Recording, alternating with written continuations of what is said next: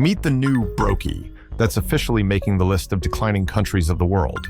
Here's Canada, the country that's given the world maple syrup, ice hockey, and yes, politeness. But Canada's got a lot more than that going for it. It also happens to be the second largest country in the world with the planet's 10th largest economy. That means it should have a lot of weight to throw around when it feels like it. And quite a bit of that clout is invested in its shoreline, which extends along these three oceans, the Atlantic, the Arctic, and the Pacific Oceans on all three sides. That makes Canada the one country that enjoys the longest coastline in the world and happens to be home to more than half of the entire world's lakes. These jaw-dropping facts explain why Canada's maritime industry is one of the pillars of its economy. The country's multicultural tapestry, woven with threads from around the world, makes it stand out as one of a kind, and it's also intellectually rich beyond compare with a 99% literacy rate. But what's even more fascinating is the living pattern of this population. Geographically, over 80% of Canadians call the southern part of the country home, living within 100 miles of the world's longest border between any two countries, stretching around 5,500 miles with this country, the United States of America. These conjoined twins not only share a long border, but because of it, their economies are also deeply intertwined. So to say it mildly, Canada's southern border is basically a hotbed of economic activity, with most of the country's biggest provinces and cities located right there. Think Ontario, the country's most populous province, a major manufacturing and trade hub with extensive linkages to the northeastern and midwestern United States. It contributes a significant 38% to Canada's GDP. Then comes Quebec. As Canada's northernmost province, it boasts a vast expanse of land, making it the largest by area. Located in central Canada, it shares borders with Ontario to the west and the United States to the south. Its substantial contribution to Canada's GDP, amounting to 20%, underscores its economic significance. Picture cities like Toronto, Montreal, and Vancouver, forming a conjugation of megacities thriving because of the business they're doing with the US. In fact, business between the two countries is going so well that Canada also enjoys a free trade relationship with the United States, with 3/4 of Canadian exports heading through the southern border to the States each year. Their close ties mean that Canada has developed largely parallel in behavior to this world's largest economy to the south. Historically, people settled near transportation, resources, and farmland. And the South has it all: milder weather, good soil, and easy access to roads. Naturally, the largest industries in Canada, like real estate, mining, and manufacturing, developed here easily. Today, Canada enjoys a privileged status in the developed world in terms of nominal GDP of $2.24 trillion, which is still growing at a rate of 1.2%. Its nominal GDP per capita is currently about $54,870. Stepping back a bit, these numbers look great at face value, but beneath the pretty facade hides an economic can of worms. The latest trends in Canada's economic statistics have raised concerns and eyebrows. You see, Canada might be among the richest countries in the world, but when compared to peer countries like Australia, New Zealand, and the United Kingdom, it isn't as rich as it once was. Its relatively weak economic growth, combined with a population boom, has earned it a dubious reputation as the sick child of the OECD, even though it may have been benefiting from being next-door neighbors with the world's biggest superpower. That geographical contiguity actually highlights the fact that while the American economy has been on an upwards trajectory, the Canadian economy is spiraling straight for the ground, like a kamikaze. These figures published by the Organization for Economic Cooperation and Development show the increasing wealth gap between Canada and the US, a microcosm of Canada's woes.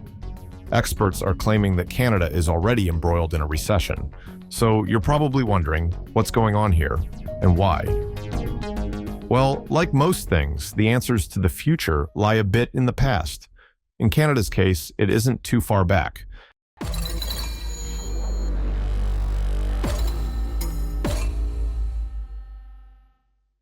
From glory to grime. Canada's economy was a fairy tale of sorts up till around 2007 to 2008, when the global economy plunged into a deep recession. This recession was supposedly triggered by the housing crisis in the US, which hit their economy pretty hard. You see, the housing market is notorious for its boom and bust cycles. These are recurring periods of economic expansion and contraction. And so, the housing market's Jekyll and Hyde nature ended up manifesting in the US during the mid-2000s as home prices reached unsustainable heights, signaling the formation of a dangerous bubble. This bubble, having reached its zenith in early 2006, began to deflate, triggering a domino effect that swept through the economy like a tidal wave, leaving a trail of destruction in its wake. As investments and employment migrated to other sectors as a result, the nation's economic engine sputtered, ultimately leading to the recession that began in December 2007. And the financial landscape, once awash with liquidity, became a barren wasteland as institutions, gripped by fear of impending bankruptcies, stopped lending money. This perfect storm of financial panic culminated in the catastrophic failure of the Lehman Brothers, an American global financial services firm, sending shockwaves through the global economy in September 2008. This downward spiral of mistrust reached its culmination point, and that's when the entire world also knew that a global recession had arrived. So, much like a baby attached to its mother by its umbilical cord, Canada's economy tumbled right after its surrogates. Though the effect wasn't visible at first, by 2008, the Canadian economy was definitely sinking like a ton of bricks. Canada's economic success story had been built on the foundation of exports, a cornerstone that has endured for centuries, from its colonial era to its modern-day relationship with the United States. That's why it was a given that the first casualty of a U.S. recession would be Canadian imports into the country. The first kink in that armor was the collapse of oil prices, which caused a game-over scenario as soon as other Canadian commodity prices followed suit. So what was the Canadian government's response to this? Well, at the time, they launched a comprehensive economic action plan, or EAP, that provided significant infrastructure funding to all levels of government. And it's actually credited as one of the reasons why Canada handled the global financial crisis of 2007 to 2009 rather well. Prudent and timely steps by the government, like having a well-regulated banking and financial structure under good financial leadership, saved Canada from a world of pain in the initial stages. But it was the EAP that really saved the day. The government forked over billions of dollars throughout the nation to keep the economy running. Another reason why Canada fared better was its strong bank regulatory policies. And why wouldn't it?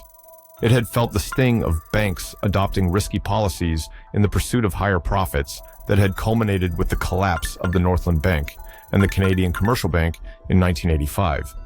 These were the largest and most catastrophic bank failures in Canada's history. The country had learned a lot. And the collapse of the Lehman Brothers in the US also served as a warning shot to the rest of the world that the financial crisis was poised to wreak havoc.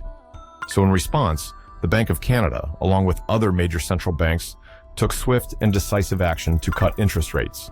The initial rate cut from 3% to 2.5% on October 8, 2008, was just the beginning of a series of aggressive rate reductions aimed at stimulating economic activity and preventing a deeper recession.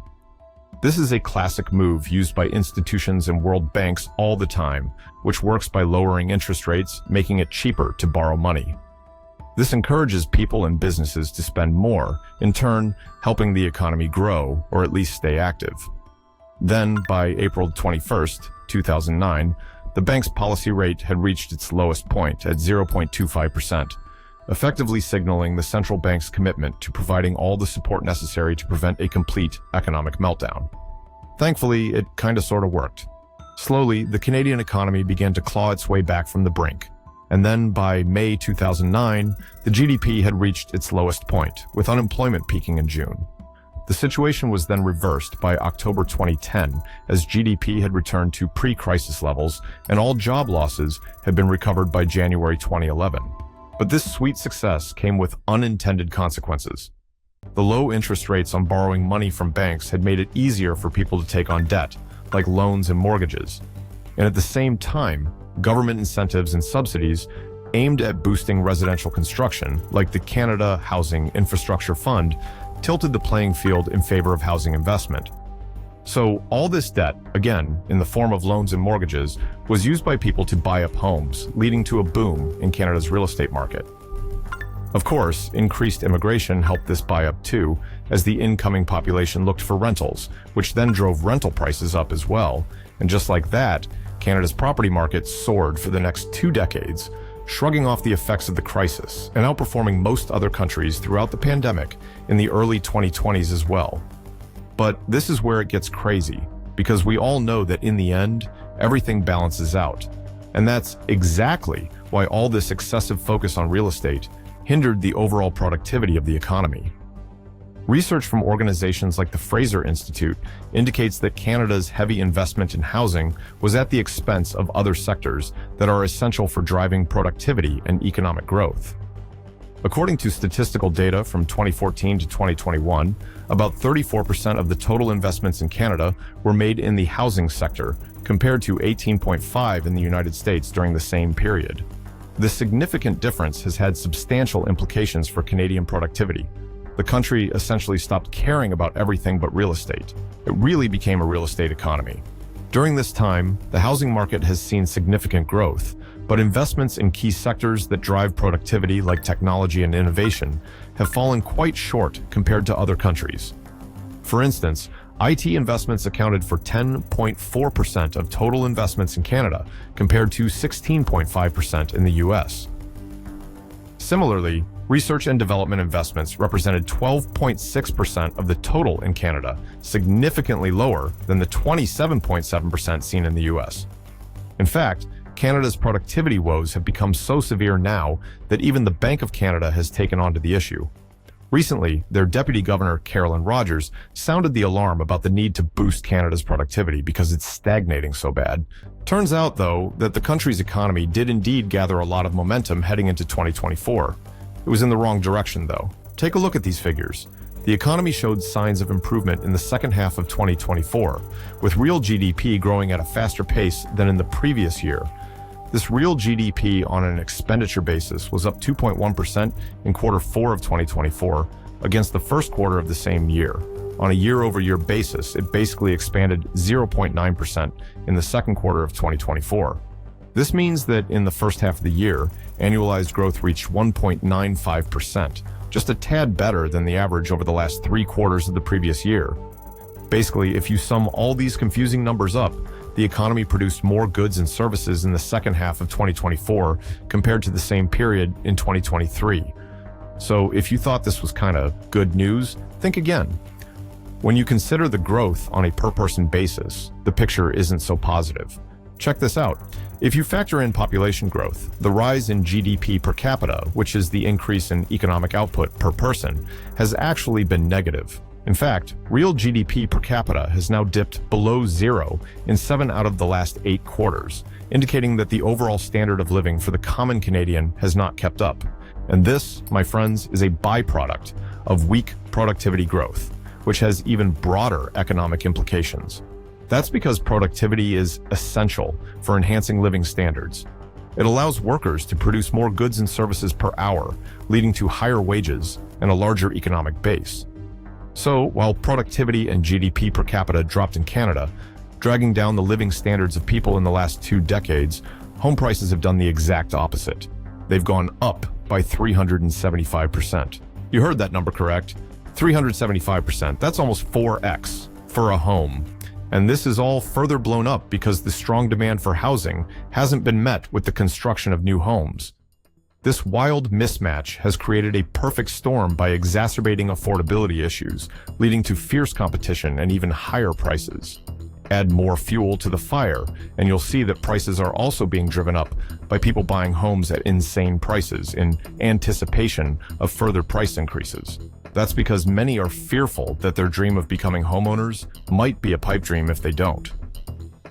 Within this alarming situation, if housing prices were to tumble, many homeowners could find themselves in a financial melting pot, potentially leading to widespread economic instability. And that seems to be happening already as cracks have started to appear in the bubble. In Toronto, for example, house prices have fallen for 3 consecutive months near the ending of 2024, as people are unable to pay for their homes and are practically doing anything to sell them, including price drops. Throughout the country, home sales have plunged. The boom-bust cycle is in the process of reaching its ultimate conclusion. A cycle which began with ignoring the real GDP per capita is unfolding full circle, and many economists are warning that worse lies ahead. The Canadian economy's reliance on real estate has been a double-edged sword. Not only did it limit investment opportunities, but it also made the economy more vulnerable to housing market shocks. These high housing costs are also a drag on businesses, since they increase the cost of living for employees, making it harder to attract and retain talent, especially in expensive cities. But just as undue favor to the real estate sector has impeded economic growth, so have government policies for the corporate sector. The very government policies that are driving real estate are also impeding corporate revival. They have also hindered business investment, since Canada has some of the most complex regulations for doing business found on planet Earth. According to the Global Business Complexity Index 2024, Canada has moved up 3 places from 48th most complex business environment in last year's GBCI to 45th this year. Not so bad considering it's still on 45 in a descending order, but it still proves that Canada's business environment is complex, especially when you consider it to be a developed nation. Some say that when you factor in taxes and other red tape for certain industries, it's one of the worst environments. For example, doing business in Canada can be complicated due to differences in regulations and compliance requirements between provinces as well. Incorporating a federal corporation requires complying with various rules in each of the 13 provinces, including different regulations for director residency, beneficial ownership registries, and filing requirements. Similarly, managing human resources and payroll involves navigating provincial variations in social tax rules. This patchwork of regulations can create challenges for businesses operating in multiple provinces. And do keep in mind that this example is just the tip of this iceberg. Did that sound insanely confusing to you? Well, that's because the country's government is doing just that, making things very complicated. Oh, but it doesn't end there, though. The Tax Foundation's annual International Tax Competitiveness Index, which measures the extent to which a country's tax code is competitive and neutral in relation to other OECD nations, dropped Canada's overall rank by 2 spots this year, now standing at 17th out of 38 OECD countries. The reason was the Canadian government's announcement that it was raising the capital gains tax inclusion rate from 50% to 66.7% in March of 2024. This means that a larger portion of capital gains is now subject to income tax, which has made Canada less appealing for many businesses, according to the International Tax Competitiveness Index, and real-world accounts from businesses in the country. And as a result, Canada's ranking for capital gains taxation has dropped to 35th out of the 38 OECD countries, placing it behind countries like France, the United States, and Germany. For your knowledge, capital gains taxes are considered a form of double taxation because they're taxed both as income and as a capital gain. These taxes discourage businesses even further from investing in new projects, which can negatively affect economic growth and innovation. In fact, these new taxes have already helped spur an overall exit of investment capital from Canada. Kevin O'Leary is a prominent figure and investor who has sounded the alarm on the taxation strategies of the Canadian government. Being a Canadian himself, he's often said that he would love to keep his businesses in his home country, but has no choice but to move his money out of the country to more business-friendly places like the USA. A recent study by the Fraser Institute analyzed how much businesses invest per employee, focusing on tangible assets like equipment, machinery, factories, and technology, other than real estate assets. It found that from 2014 to 2021, business investment per worker in Canada after being adjusted for inflation declined by 20%. This is crucial for driving productivity through innovation. During the period from 2014 to 2021, U.S. businesses significantly outpaced Canadian firms in terms of investment per worker, increasing it to 14.6%. So, in other words, businesses in Canada went from investing approximately 79 cents per worker in 2014 to only 55 cents in 2021 for every dollar invested in the U.S. What a mess, right? The U.S.-Canada romance. So, if Canadian businesses aren't investing in human resources in the economy, and Canadian citizens are busy chasing dreams of owning homes by sinking every penny into real estate, who's really doing business in Canada? Well, this investment vacuum is being filled by direct foreign investments from Canada's big brother to the south. Although the relationship between the two has become strained in recent years due to a number of issues, American firms' investment into Canada remain quite large and strong. The two countries are inextricably linked. Some $2 billion in trade and 400,000 people cross the 5,600 miles of shared border every day. This deep integration has led to synchronized economic growth. I mean, look at this. Between 2009 and 2019, both countries' economies expanded at remarkably similar rates, with the US growing by 27% and Canada by 25%. The thing is, US investors are drawn to Canada's stable economy, close proximity to the US market, talented workforce, and abundant resources. Conscious of how lucrative this mutually beneficial relationship is, Canada has taken positive policy measures to romance US firms into investing on its soil, and this strategy has worked wonders. Many American companies set up shop in Canada to take advantage of lower tariffs. However, these companies often maintain their headquarters and intellectual property in the United States, highlighting a strategic approach to maximizing profits while minimizing costs. As a result, the United States is Canada's primary investor, accounting for nearly half of all foreign direct investment in the country. In 2021, the U.S. investment in Canada totaled a substantial $406 billion US, and surprisingly, Canada's investments in the United States that year reached $528 billion. Notice how the money coming in is actually less than what's going out? Just saying. Canada's positive measures have created an enabling environment for U.S. corporations to buy up Canadian startup firms. There's actually been a frenzy of buying in the Canadian IT sector, originating from across the border. U.S. investors raised a record $13.6 billion in venture capital in 2023, more than double a previous high set in 2019.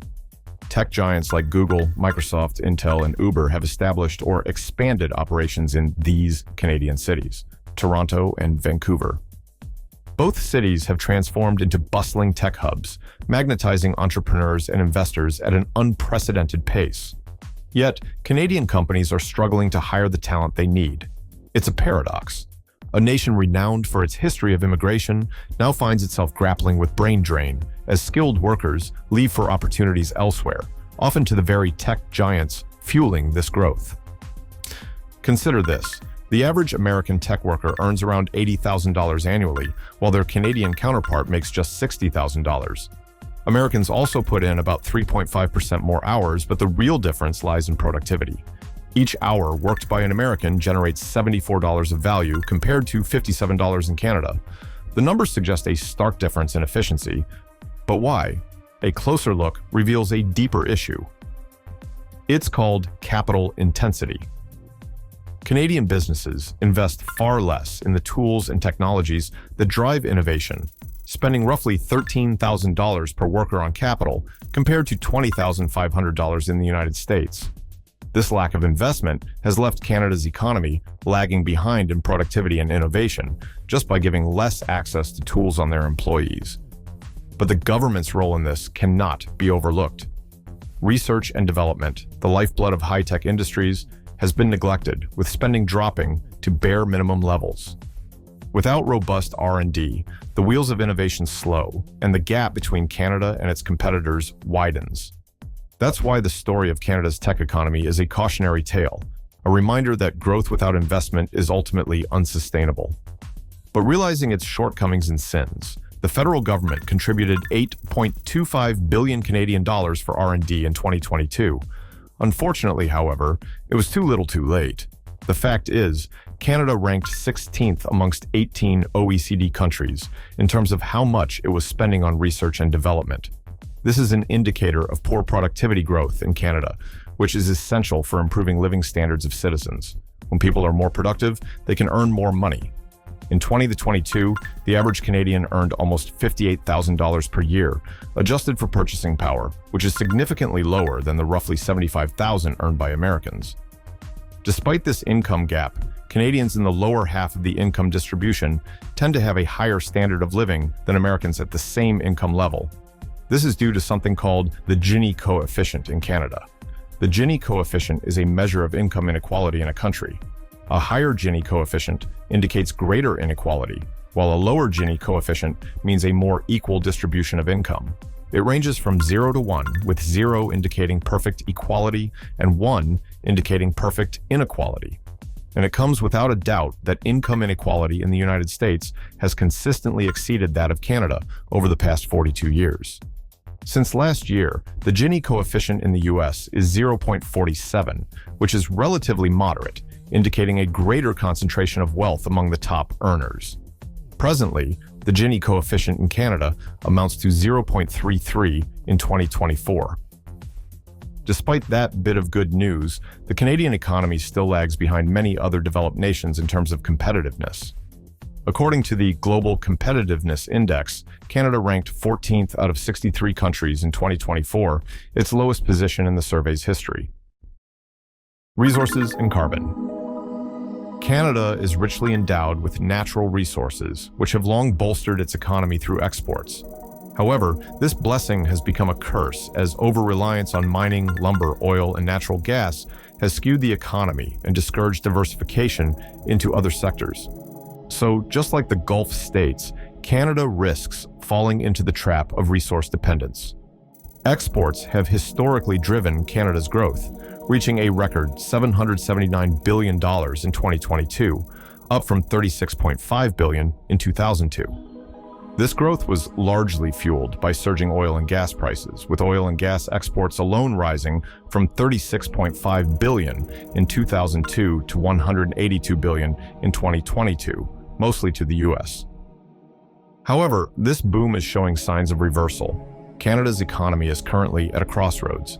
For decades, its natural resources and export-driven industries have been the backbone of growth. But recent shifts are forcing the country to re-examine its priorities and adapt to a rapidly changing world. One of these shifts is the decline in vehicle exports. The discontinuation of certain car models and a broader transition toward electric vehicles are reshaping the automotive industry. This change happens to align very well with the current Canadian government's climate agenda. Determined to reduce carbon emissions, the government has introduced sweeping green policies through its tenure, including a cap on natural resource use and a nationwide push for electric vehicles. To supposedly support this transition, the government has imposed a carbon tax on provinces, a measure intended to curb fossil fuel consumption. However, this tax has had a direct impact on Canadian households, increasing energy costs and straining already tight budgets. Families are paying more for essentials like heating and transportation, leading to growing concerns about affordability and fairness. That's why protests against the Prime Minister at the time, Justin Trudeau, erupted across Canada, fueled by growing discontent over his climate agenda and carbon taxes.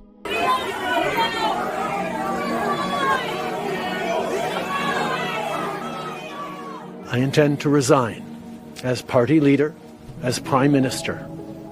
It's probably one of the many reasons leading to him stepping down, given the growing pressure against him among citizens and his own political party. Critics argue the policies disproportionately burden working-class families, with rising energy costs and increased financial strain on households. Farmers, truckers, and small business owners have voiced concerns about the impact of these taxes on their livelihoods, accusing the government of prioritizing ideology over economic realities. The sentiment has contributed to a broader backlash against the current government, with many Canadians viewing their climate measures as out of touch and punitive. And for this reason, calls for policy reversals and a more balanced approach to environmental and economic challenges continue to grow. But what do these policies mean for Canada's future? Well, the country's oil exports, a cornerstone of its economy, face an uncertain outlook, with reduced demand from its largest trading partner, the United States, and declining global oil prices. The once reliable energy sector is losing momentum. Amid these challenges, there are some other sectors which have shown resilience. The services industry, including retail, transportation, and professional services, has become a key driver of the Canadian economy. Financial services, real estate, and communications are thriving, with Toronto emerging as a leading financial center in North America. Canada's banking system, consistently ranked the most stable in the G7 for over a decade, whether true or not, is a pillar of this success. Yet, even these strengths cannot mask the need for economic readjustments. To secure a prosperous future, Canada must take decisive steps to rebalance its economy.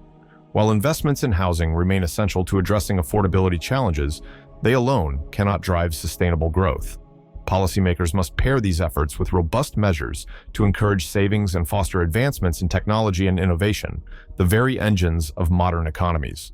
Without this, Canada risks falling further behind global leaders. Tax reform is also critical. Studies have shown that Canada's high corporate tax rates are deterring businesses from reinvesting profits into expansion, innovation, and job creation. By reducing the corporate tax burden and improving access to affordable credit, the government could possibly incentivize entrepreneurship and attract foreign investment back into the country. Moreover, the infamous Canadian red tape and regulatory bottlenecks that stifle businesses must be addressed to unlock the full potential of the private sector.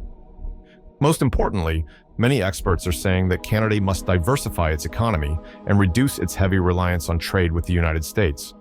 Over 75% of Canada's exports go to the U.S., leaving the nation vulnerable to economic fluctuations and policy shifts south of the border. A major concern recently with Donald Trump winning the U.S. election is now tariffs. So, expanding trade relationships with Europe, Asia, and other emerging markets can provide stability and new opportunities for growth, something that the many complain the current government has been lacking in. Another critical area is capital investment. Canada spends significantly less on tools, machinery, and infrastructure compared to its global peers, resulting in lower productivity and innovation capacity. Without adequate investment in cutting-edge industries like artificial intelligence, clean energy, and biotech, the country risks falling into a cycle of stagnation. Compounding these issues is the government's climate agenda. While environmental stewardship is essential, policies like the carbon tax have placed an outsized burden on households and small businesses, raising energy costs and reducing disposable income. A more balanced approach that mitigates climate change without crippling the economy is needed to ensure widespread public support.